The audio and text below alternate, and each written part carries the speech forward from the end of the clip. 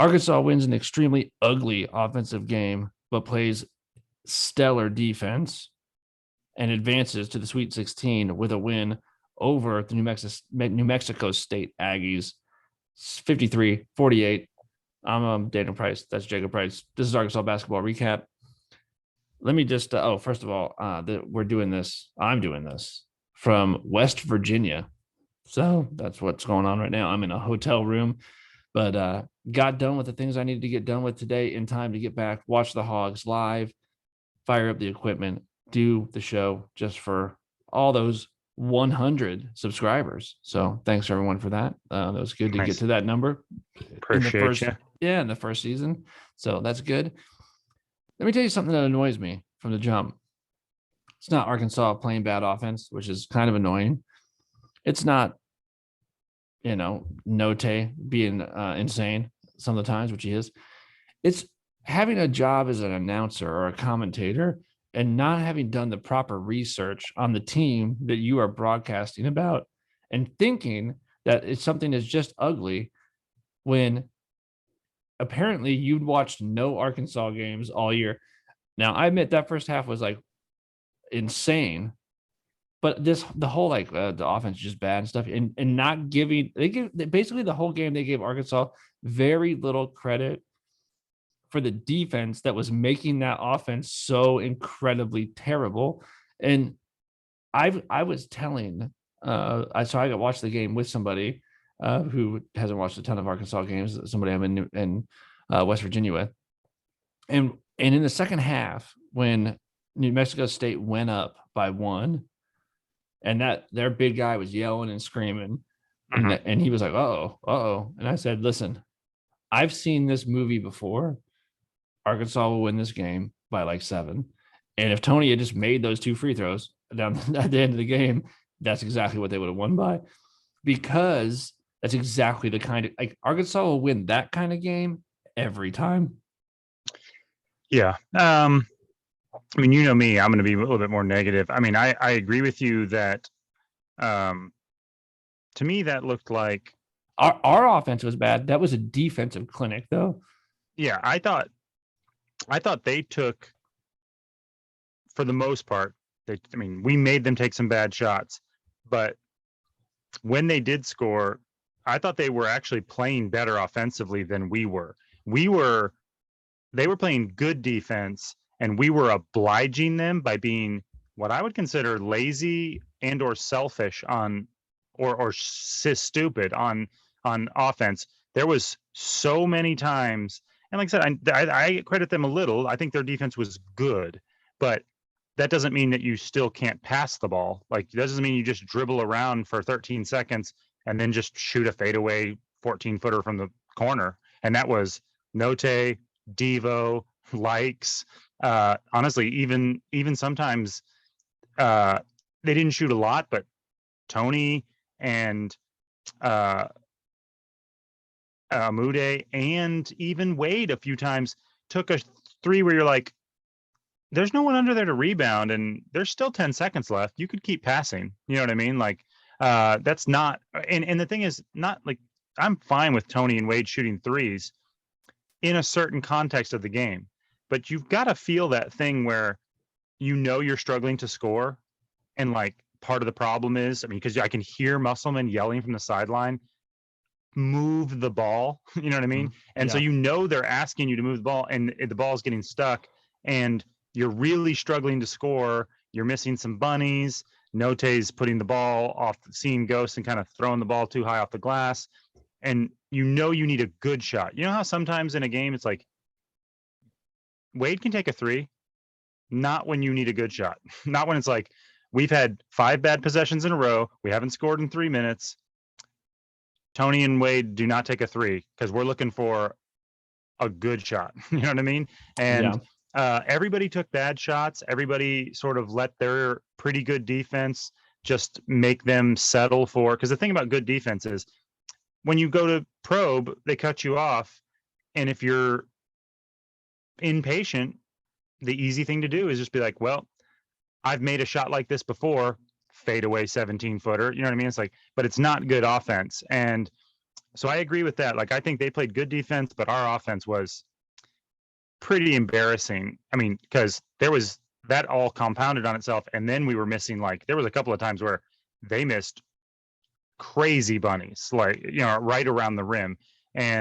But on the other side, I did think they actually took better shots than we did. They just didn't get any. You know what I mean? Yeah, yeah. They I they think the took difference. I four think good shots because that's all they got. yeah, I think the difference was Arkansas's offense wasn't good, right? Mhm. So like our offense wasn't good. We made their offense bad. There was no offense for them because they could never get into any kind of sets, any kind of flow.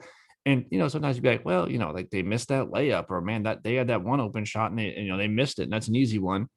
Yeah, when you've been getting D'd up like crazy and there's no flow, you miss those shots. Like that's how it works. That's part of what Arkansas does. Like you will miss some easy stuff because everything has been so difficult that you get a wide open look at the dude. We've all been there in a game where you can't score, and then finally the opportunity comes and you blow it. And Mhm. that's part of the psychology of defense. I mean, when like you're gonna make things so difficult that even the easy stuff you overthink. And I thought Arkansas's defense was basically perfect. I don't know that you can play any better defense. And I did feel it was annoying that the announcers were just like, "Oh, this is painful stats and this is terrible and all this stuff." It's like, dude, have you not paid attention? Did you read up on what you're doing at all? Like Arkansas does this crap all the time. Yeah. Well, was that the same? Those were the same two announcers that announced the first game. Yeah, I don't know. Like the first game, they were saying crazy stuff like Jalen Williams is a scorer, not a facilitator, and you're like, Right. I what? was gonna say, Like yeah. this, dude. Read the report. Did you not get the package that they sent you? What is going on? So, so that was annoying. That being said, you don't want to talk about something that's difficult to determine. By the way, this is another game. Never thought we were going to lose this game. Not for a minute. Yeah, I didn't think necessarily we were going to. I was worried and frustrated that we let them hang around so long and so close Dude, that's what that Arkansas does. I know, but I was afraid because you can do that, but sometimes if you've got a player like they had in Allen, you're it those guys can put up 12 points in 2 minutes. You know what I mean? Dude, And there I was wasn't worried that, nobody was putting up 12 points in 2 minutes in that game.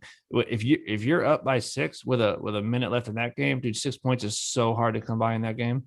well, I agree, 6 points. I felt good with 6 points. I didn't feel good with 2 points. What I'm saying is, I was afraid we were coming into the last 2 minutes, which we were, in like a 2 point game.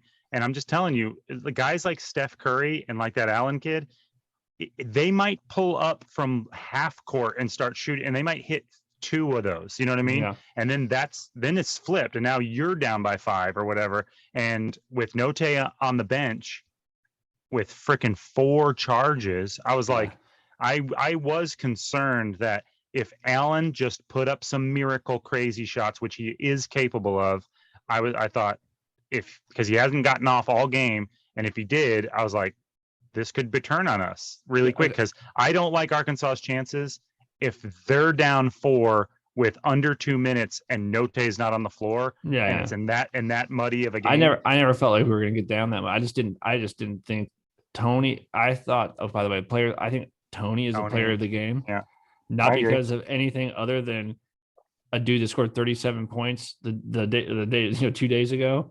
He just shut his water off and just.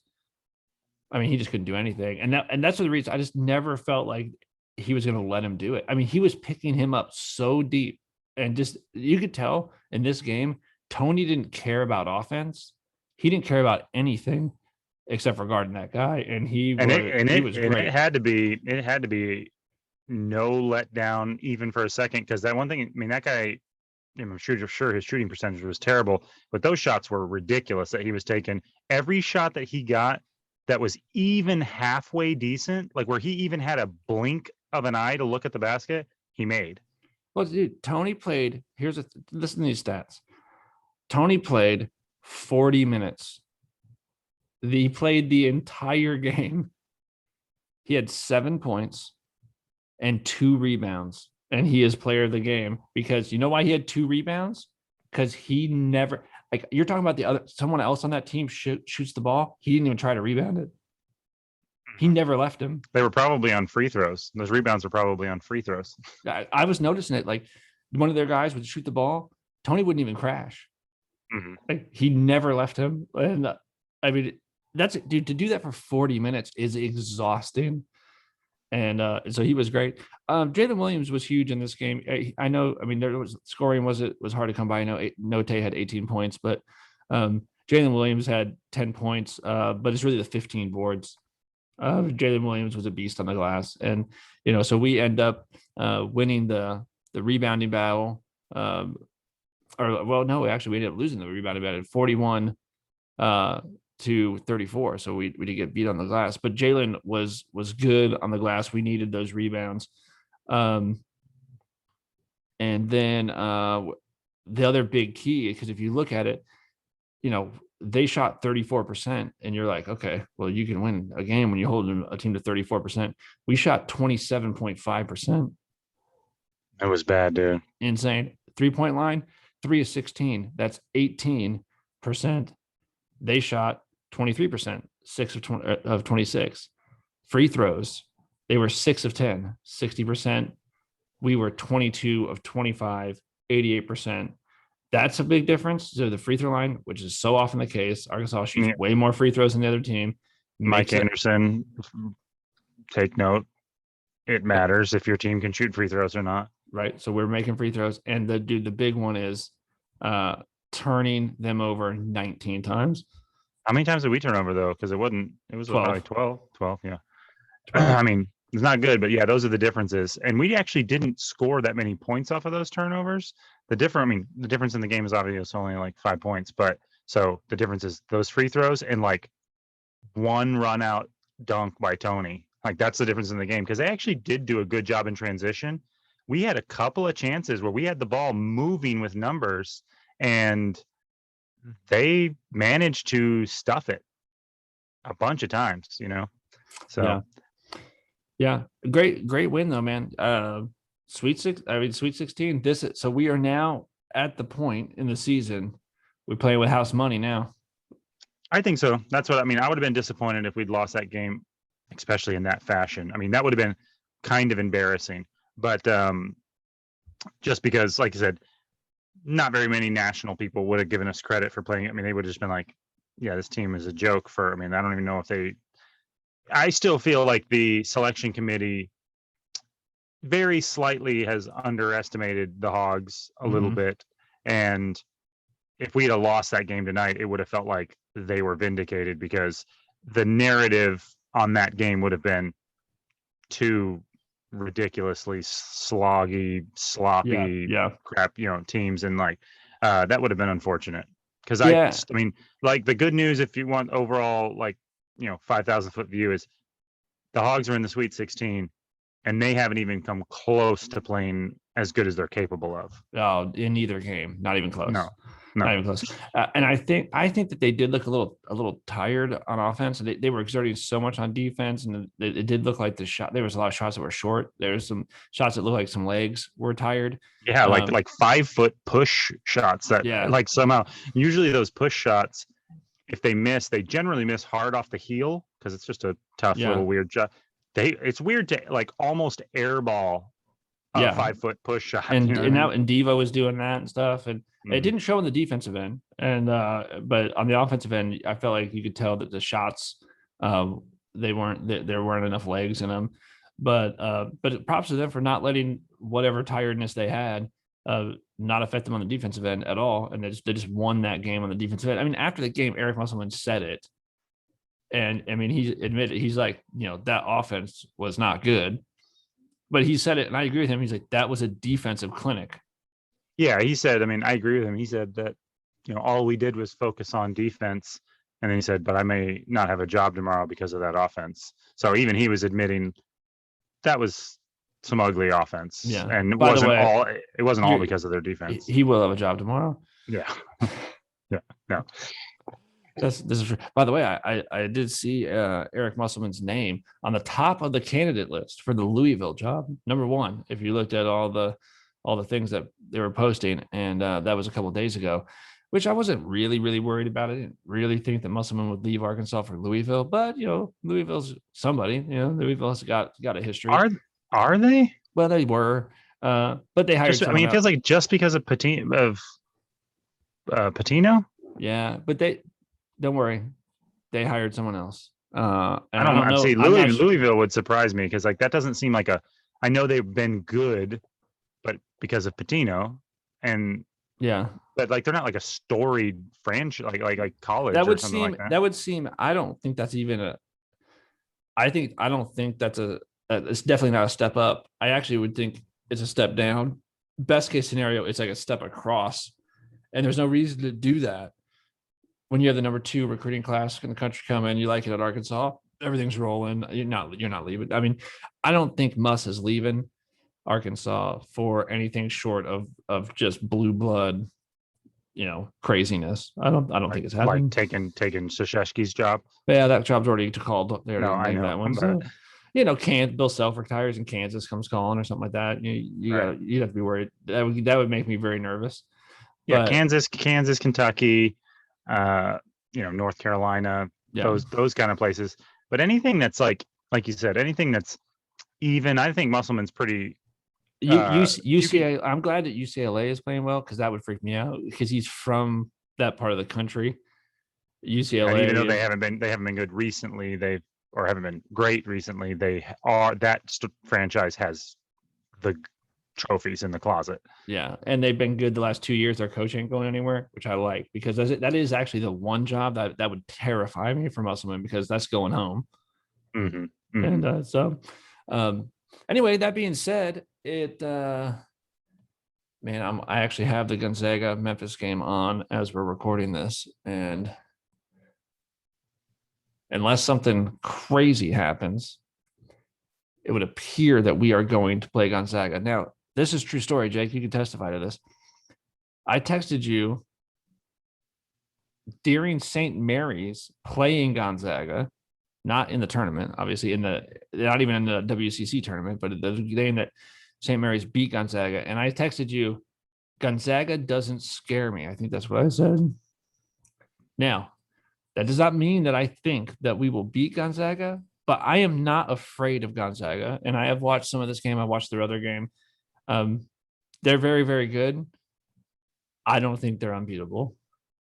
No, I think they're like Auburn a little bit. They get hot and they score in bunches, but they're one of those teams that definitely will play bad enough at times to spot you a nice little lead. Like they get down a lot, like get behind by 10, like they did in that game.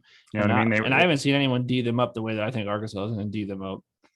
Well, but you know what I mean? Like Auburn did that same thing. Like Auburn managed to mount a bunch of comebacks in this season and win a bunch of those games, but it's still like you can still be a good team, but it's hard to be a great team if you continually give up 10, 12, 15-point leads to inferior teams because you play around with that long enough and you're going to get burned, and like if Gonzaga gets down by 10 or 12 to Arkansas, I like our chances, if they goof off. And it is Gonzaga, by the way, 7th consecutive Sweet 16. Jeez. So that's who we're getting, Gonzaga. The only thing that concerns me a little bit is the double big guy thing. I mean, with Timmy and Holmgren, I think Jalen can guard Timmy, and like I'm not worried about that. Or Jalen can guard Holmgren. I think Jalen can guard anybody. Can Wade guard the other one? I don't know who's guarding the other one. Like I don't know exactly what's going on. Are they gonna have to play Kamani some more?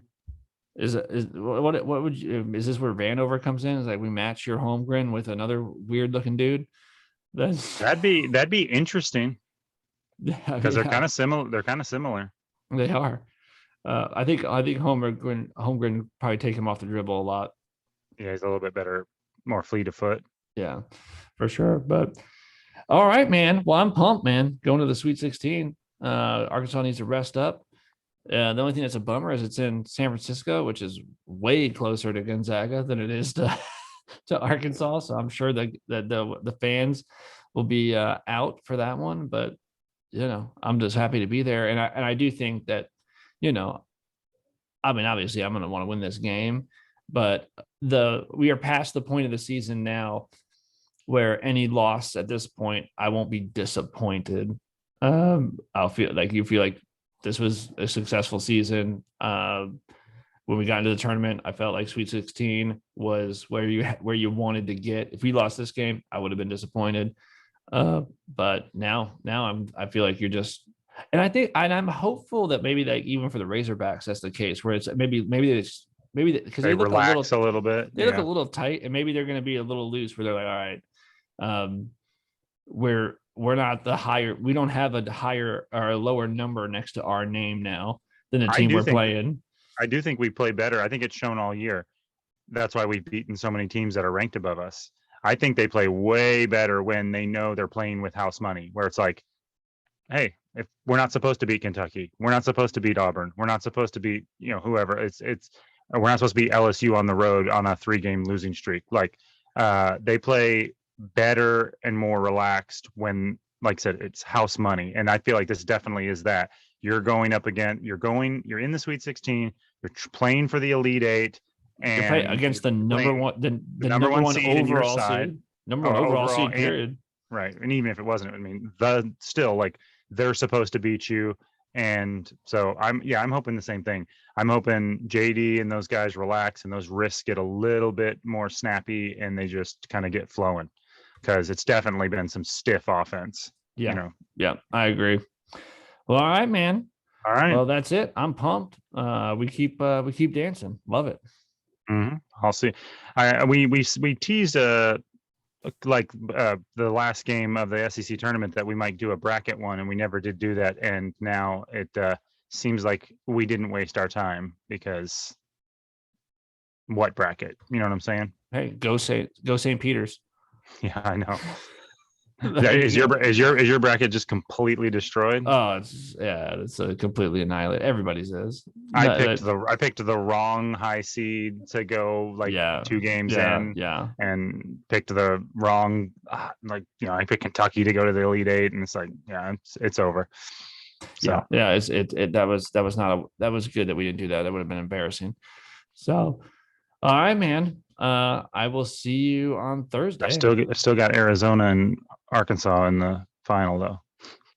I had Arkansas and Tennessee in the championship game. I did have that. I do. By the way, this matchup I did have happening. I had us playing Gonzaga in my bracket, and I did have us beating them. We'll see. Yeah. I mean, I don't like, as I definitely homered Arkansas all the way into the freaking championship game, just because you feel like you have to. But I got them in Arizona. So anyway, all right, man. All right, buddy. We'll talk to you later. All right, see you, dude. See you.